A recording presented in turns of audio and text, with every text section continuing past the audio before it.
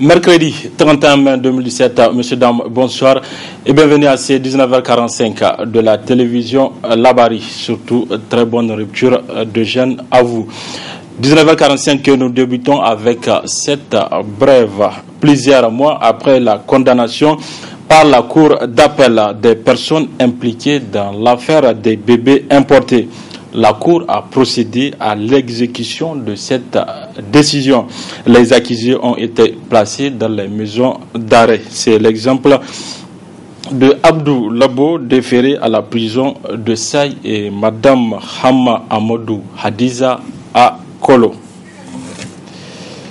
Les rideaux sont tombés ce matin au palais des congrès de Niamey sur les travaux de la première session ordinaire de l'Assemblée nationale au titre de l'année 2017. Une session dite des lois dont les travaux ont duré 90 jours. Le résumé avec Adam Soumana et Ibrahim Abdou. Comme à l'ouverture, c'est la salle de conférence du Palais des Congrès qui a également servi de cadre à la fin des travaux de la première session ordinaire de la représentation nationale. Occasion pour le président de l'institution de saluer le travail abattu par les parlementaires durant cette session. La session qui s'achève nous aura assurément permis d'aller de l'avant sur tous les plans, qu'il s'agisse de la législation, de l'exercice de la fonction de représentation, du contrôle de l'action gouvernementale ou de la diplomatie parlementaire. Aussi, au plan de l'action législative, la production aura été aussi importante que pertinente. Bien souvent, c'est en situation d'urgence absolue que les députés en commission comme en plénière ont dû travailler pour sacrifier à l'ordre du jour prioritaire du gouvernement. Avec les lois de ratification, de nombreuses autres lois générales, comme celles modifiant le code pénal et le code de procédure pénale, celles instituant le travail d'intérêt général et celles portant révision de la Constitution, ont été examinées et adoptées, presque toujours à l'unanimité des députés présents. À Ousseini Tini de poursuivre son intervention en prodiguant des sages conseils à ses collègues pour mieux profiter de l'intercession. Retournons donc à la terre et souhaitons qu'avec la bénédiction de cette période de repentance et de dévotion du Ramadan, Allah, dans son infinie miséricorde, nous épargne tous ces aléas qui, bien souvent, annulent les efforts que nous déployons à conduire les campagnes à l'école. Puisse-t-il nous donner la paix de l'esprit, l'endurance et la patience, nous permettant de nous accepter mutuellement avec nos qualités, nos défauts, mais aussi avec notre volonté partagée de transformer fondamentalement notre pays pour le conduire vers de meilleurs lendemains. Ainsi s'achève la session dite des lois au titre de l'année 2017, mais déjà un autre rendez-vous est pris pour le 1er juin 2017, cette fois-ci pour une session dite extraordinaire. Toujours à l'Assemblée nationale, les députés de la majorité ont procédé hier à la révision des 17 articles de la Constitution du 25 novembre 2010. Cette révision comporte-t-elle d'ambiguïté juridique? Élément de réponse dans ces reportages signés Ismaël Moumouni. La révision de cet article de la Constitution par les députés de la majorité ne souffre d'aucune ambiguïté puisqu'il s'agit tout simplement d'une révision technique. Cela ne concerne à rien l'alinéa sur la limitation du mandat présidentiel, estime le constitutionnaliste. En réalité, il n'y a pas de problème fondamental, il n'y a pas de disposition substantielle, en tout cas qui sous-tendent la démocratie et qui serait révisée, et donc a fortiori remettre en cause un peu la démocratie. C'est vrai, les gens avaient beaucoup épilogué sur l'article 47 alinéa 5, parce que bon, l'article 47, les gens s'en souviennent que c'est l'article qui parle donc de l'élection, le régime électoral du président de la République, le statut, j'allais dire, du président de la République, puisque c'est cet article-là, en ses alinéas 1 et 2, qui disent que le président de la République est élu pour un mandat de 5 ans renouvelable une fois. En aucun cas, nul ne peut faire plus de 2 mandats, donc, ou proroger son mandat pour quelque motif que ce soit. Or, là, ce n'est pas les deux alinéas, les alinéas 1 et 2 qui ont été révisés hier, mais plutôt c'est l'alinéa 5 qui a été révisé tout simplement. Et là également, c'est juste juste on a ajouté le mot organique au niveau de la loi qui dit que la loi détermine les conditions d'éligibilité et tout ce qui s'ensuit du président de la République. Donc il fallait remplacer le mot loi par loi organique. C'est ce qui a été fait. Maintenant, pour ce qui concerne les autres articles, si vous avez constaté, c'est juste la question des délais et de certaines précisions qu'il fallait apporter. Et par exemple, au niveau en cas de second tour des élections présidentielles, la campagne donc commence 21 jours après la proclamation, donc la validation des résultats par la Cour constitutionnelle et tout ce qui s'ensuit. Donc je pense que c'est vraiment une révision purement technique en vue de permettre à l'avenir d'organiser des élections vraiment saines qui seront acceptées par les différents acteurs politiques. Mais cette révision ne remet pas en cause les acquis démocratiques, le fait de retoucher. Sans l'opposition, cela témoigne d'une situation politique tendue. Le préambule de la Constitution parle de la démocratie pluraliste où il y a une majorité et une opposition qui est là, et c'est la procédure, c'est les députés. L'article 87 dit chaque député est le représentant de la nation. Et la procédure, c'est celle que je viens de vous décrire au niveau des articles 173, 174 donc de la Constitution qui a fait. Maintenant, sur le plan politique, justement, cette révision pose un problème de légitimité puisque toute la classe politique n'a pas soutenu cette initiative. Comme vous le savez, la réunion du CNDP, malheureusement, qui devrait approuver donc cette révision de la Constitution au regard des incohérences sur le plan technique qui ont été révélées, comme je l'ai dit, après les élections de mars 2016. Normalement, le CNDP qui a entre autres missions de trouver, en tout cas de façon consensuelle, des solutions à tout problème. Donc notamment tout ce qui touche la Constitution, le code électoral, la charte des partis politiques, le statut de l'opposition ou toute question d'intérêt national. Mais malheureusement, on a vu qu'à un certain moment, cette structure était paralysée puisqu'elle ne se réunissait pas régulièrement compte tenu du climat délétère, en tout cas du contexte un peu tendu entre l'opposition et la majorité. Il est bien d'amender les articles de la Constitution afin de les rendre conformes à la réalité, mais à condition de ne pas toucher les articles qui peuvent mettre en cause la paix et la quiétude sociale dans notre pays. Lancement officiel du thème de l'Union africaine intitulé « Tirer pleinement profit du dividende démographique en investissant dans la jeunesse » hier mardi à l'auditorium Sani Bako par la ministre de la Population en présence du ministre de l'Entrepreneuriat des Jeunes. Le compte-rendu de cette cérémonie avec Abdrazak Hamidou et Halidou Brema. Ce lancement officiel du thème de l'Union africaine au titre de l'année 2017, intitulé « Tirer pleinement profit du dividende démographique en investissant dans la jeunesse », avait commencé par une série de visites. Ainsi, la ministre de la Population et son homologue de l'entrepreneuriat des jeunes ont visité le centre scout de Kouartegui où la visite s'est portée sur Fortitude Agence de Amina Issa Ado, puis à Dar es Salaam, au centre incubateur des petites et moyennes entreprises du Niger, CIPMEN, et enfin à l'université Abdou Moumouni où ils ont visité le centre incubateur de la dite université. La satisfaction vraiment elle est immense et nous sommes satisfaits et puis nous pensons que l'entrepreneuriat des jeunes au Niger est en bonne marche, surtout avec la conjonction des efforts. Nous avons vraiment un appui considérable du ministère en charge de la population. Donc nous pensons qu'ensemble, vraiment, nous allons atteindre les objectifs. Un thème lancé officiellement par la ministre de la Population représentant le Premier ministre. Selon les perspectives de la population mondiale de l'ONU, la population du continent a atteint 1,2 milliard en 2015 et devrait enregistrer un accroissement rapide de près de 1,7 milliard en 2030 et plus que doubler en 2050 pour atteindre les 2,5 milliards et 3 milliards en 2063. Les jeunes représenteront une partie importante de cette population au cours de la période 2015-2063 et 46% de la main-d'œuvre africaine au cours de cette période sera constituée de jeunes âgés de 15 à 34 ans, soit environ 12,1 millions par an. Au Niger, 81% de la population totale en 2014 est constituée de jeunes de moins de 35 ans, avec 17% âgés de 15 à 24 ans. Ces jeunes qui cherchent à s'insérer dans le marché du travail représentent 29% de la population totale en 2014. Selon les projections des Nations Unies de 2015, en 2050, la population du Niger va s'établir à 72 millions d'habitants et 92 pour certaines études, et les jeunes vont représenter 35% de la population totale, tandis que ceux en début d'activité seront de 20%.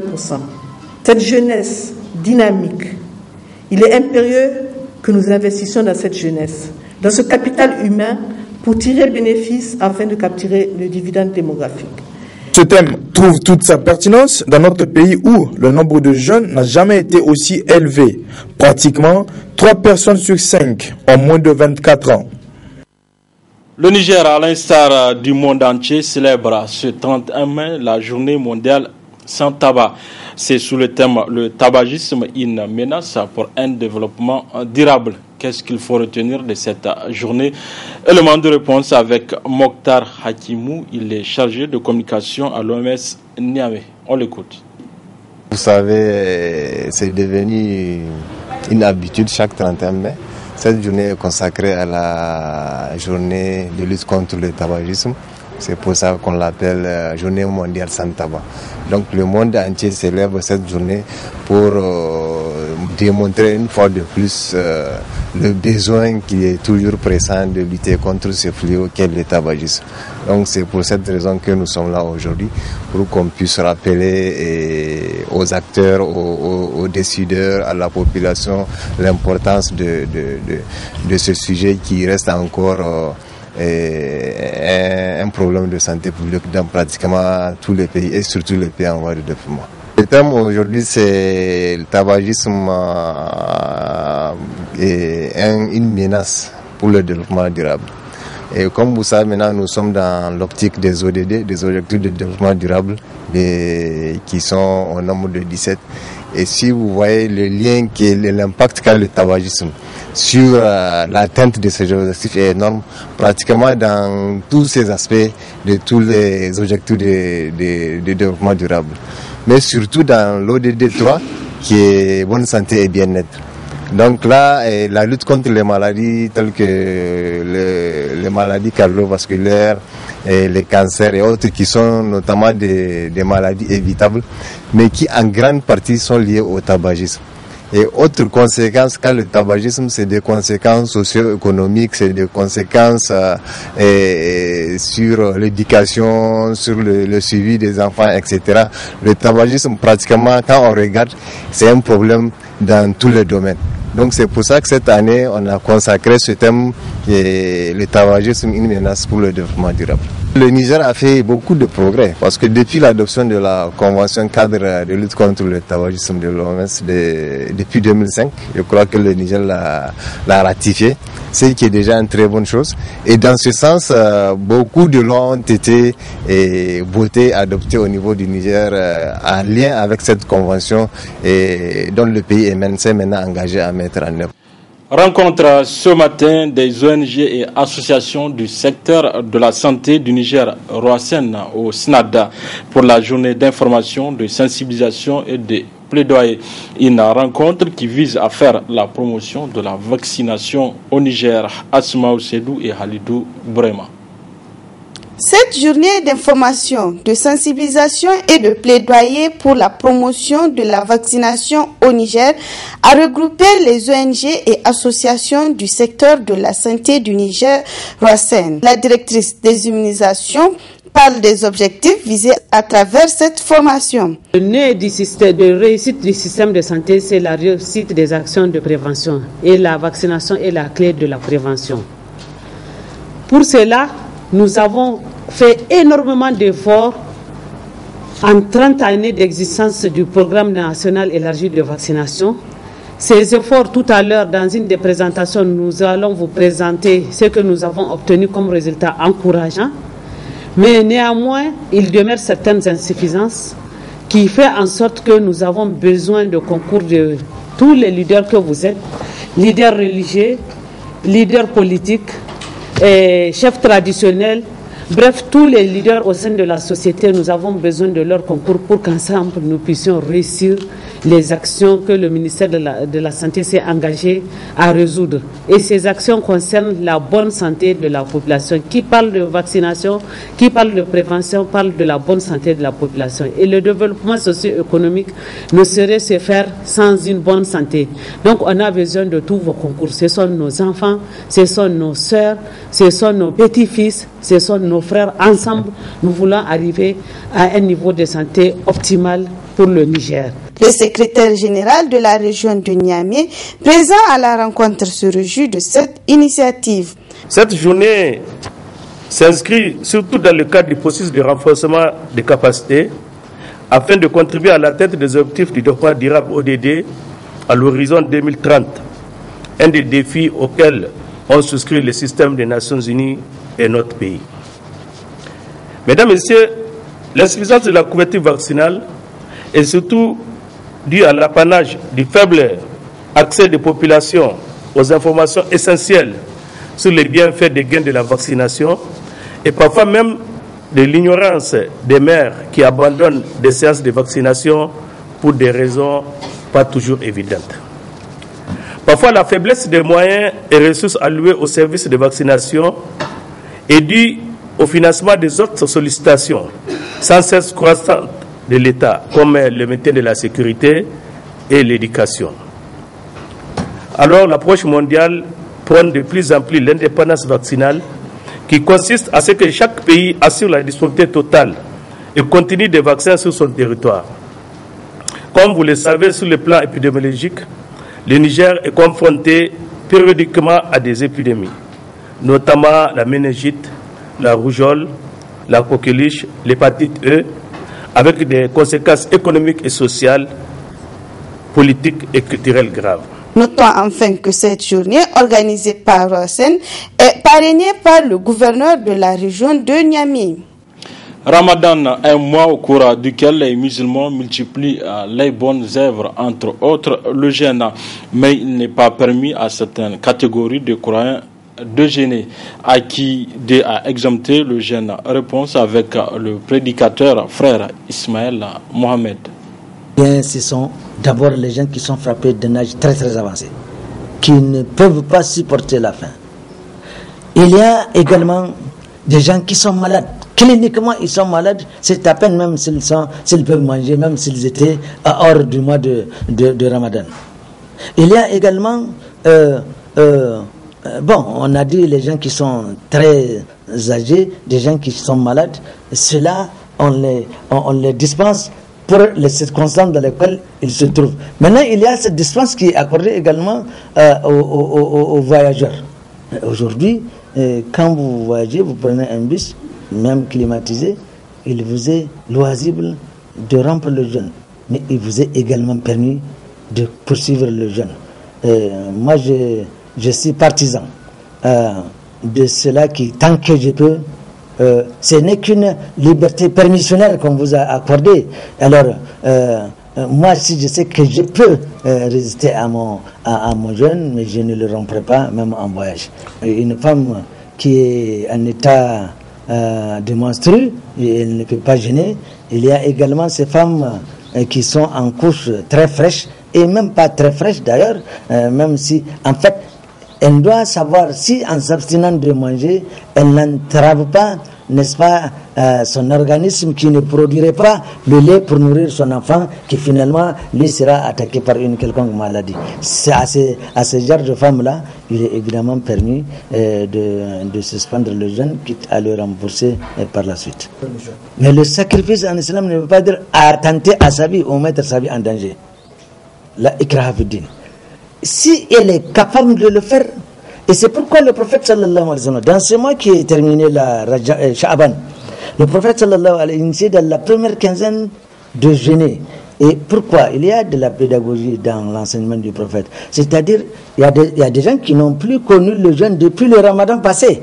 Donc l'organisme a oublié toutes les obligations qui incombent ou qui font supporter le jeûne. Et c'est pourquoi il initie une espèce d'entraînement dans le mois qui précède le mois de Ramadan, de jeûner afin de savoir est-ce que je peux jeûner. Il y a des gens qui sont malades. Aujourd'hui, vous allez voir, il y a des gens, aujourd'hui, ils vont commencer, ils n'ont pas essayé de jeûner pendant le mois de jeûne afin de tester leur organisme. C'est aujourd'hui qu'ils vont commencer à dire j'ai l'estomac, je ne peux pas. Si le prophète a initié cet exercice-là, c'est afin d'entraîner, de savoir l'organisme, est-ce que je peux jeûner? Et si je suis même en bonne santé, c'est une façon d'entraîner, de préparer mon organisme à l'avènement qui l'attend, parce que là, le Ramadan, il n'y a pas de choix à faire, je dois jeûner. Voilà, messieurs, dames, c'est tout pour ces 19h45 de la télévision Labari. Merci à vous de l'avoir suivi. Au revoir.